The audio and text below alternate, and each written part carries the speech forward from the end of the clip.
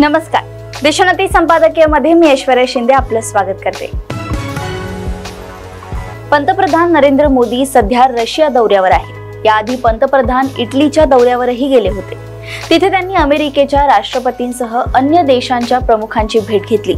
भारताचे परराष्ट्र धोरण कायमच संतुलित राहत आले आहे। अगदी नेहरूंच्या काळापासून भारताने कोणत्याही एका गटात सामील न होता आपले स्वतंत्र अस्तित्व राखण्याचा प्रयत्न केलाय। नेहरूंच्या काळात त्यांनी रशिया आणि अमेरिकेच्या गोटात नसलेल्या देशांची संघटना उभारली होती। ही संघटना अलिप्त राष्ट्र परिषद म्हणून ओळखली जायची। सध्या या संघटनेचे अस्तित्व नाममात्र आहे। संघटनेतील अनेक देशांनी आपापल्या सोयीनुसार रशिया किंवा अमेरिकेशी जुळवून घेतले आहे। भारतालाही असे जुळवून घेणे जमले असते नव्हे। अमेरिकेने त्यासाठी वारंवार भारतावर दबाव आणला होता, परंतु भारताने थेट कोणत्याही गटात सामील होण्याचे कायमच टाळले आहे। भारताचे अमेरिकेसोबत व्यापारी संबंध आहे।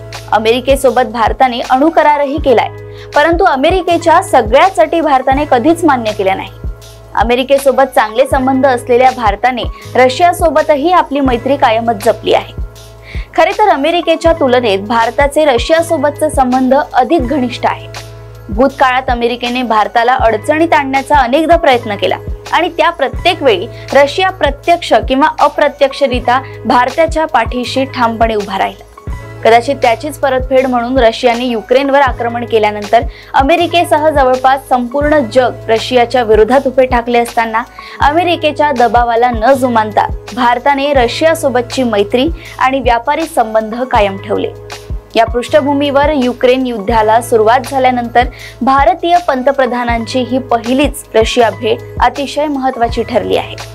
भारताने या जुन्या मित्राला अंतर दिले नाही, हा संदेश या भेटीतून दिला जातोय। एक महाशक्ती म्हणून भलेही रशियाचे ते स्थान आज राहिले नसेल तरी देखील रशिया आजही भारतासाठी महत्त्वाचा देश आहे, जवळचा मित्र आहे। रशियाने युक्रेनवर आक्रमण केले त्या घटनेला आता जवळपास 2.5 वर्षे होत आली आहे।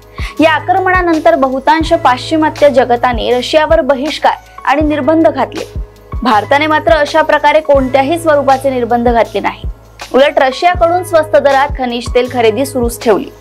रशिया आणि युक्रेन यांनी चर्चेतून संघर्षावर तोडगा काढावा अशी भारताची कायम भूमिका राहिली।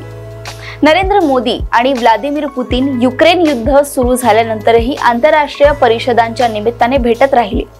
डिसेंबर 2021 मध्ये पुतीन द्विपक्षीय शिखर परिषदेसाठी भारतात येऊन गेले। रशियाच्या बाबतीत भारत ताठर भूमिका घेऊ शकत नाही, याला जुन्या मैत्रीच्या कारणासोबतच इतरही काही घटक कारणीभूत आहेत। रशिया हा भारताचा सर्वात मोठा युद्ध सामग्री भागीदार आणि पुरवठादार आहे। शिवाय गेली अनेक वर्षे रशियाकडून खरेदी केलेल्या लष्करी सामग्रीच्या देखील देखभाल व दुरुस्तीसाठी भारत आजही रशियावर अवलंबून आहे। गेल्या काही वर्षात भारताने फ्रान्स, इस्रायल आणि अमेरिका यांच्याबरोबर नवे करार केले असले तरी भविष्यात रशियाकडूनही नव्याने सामग्री खरेदी केली जाण्याची शक्यता आहेच। भारतासाठी सामाजिक दृष्ट्या अत्यंत महत्त्वाची ठरणारी S-400 ही क्षेपणास्त्र बचाव प्रणाली भारताला रशियाकडून मिळत आहे। याशिवाय ब्रह्मोस स्वप्नातील क्षेपणास्त्रे, सुखोई लढाऊ विमाने अशी सामग्री पुढील अनेक वर्षे भारताच्या प्रहार क्षमतेचा अविभाज्य घटक ठरणार आहे। त्याशिवाय रशिया हा भारताचा सर्वात मोठा खनिज तेल पुरवठादार आहे। इराक आणि सौदी अरेबिया या जुन्या पुरवठादार देशांना या बाबतीत रशियाने केव्हाच मागे सोडले आहे। भारताला रशियाकडून आंतरराष्ट्रीय दरापेक्षा स्वस्त दरात तेल उपलब्ध होते। भारताच्या आयातीपेक्षा 40% खनिज तेल रशियातून येते। भारताची रशियासोबत असलेली मैत्री अमेरिकेसह अनेक पाश्चिमात्य देशांना मान्य नाही आहे। भारताने रशियासोबतचे संबंध तोडले किंवा कमी केले तर भारताला चीनच्या विरोधात सहाय्य करण्याचा प्रस्ताव अमेरिकेने दिलाय। अमेरिकेची विश्वासार्हता नेहमीच वादग्रस्त राहिली आहे, त्यामुळे अमेरिकेवर विसंबून रशियापासून दुरावणे भारताला मान्य नाही।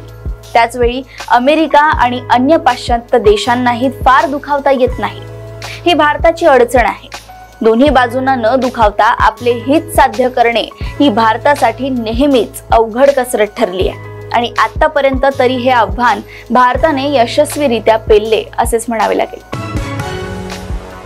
अशाच घडामोडी व अपडेट सोबत पुन्हा भेटूया देशोन्नती संपादकीयमध्ये। बघत रहा देशोन्नती। नमस्कार।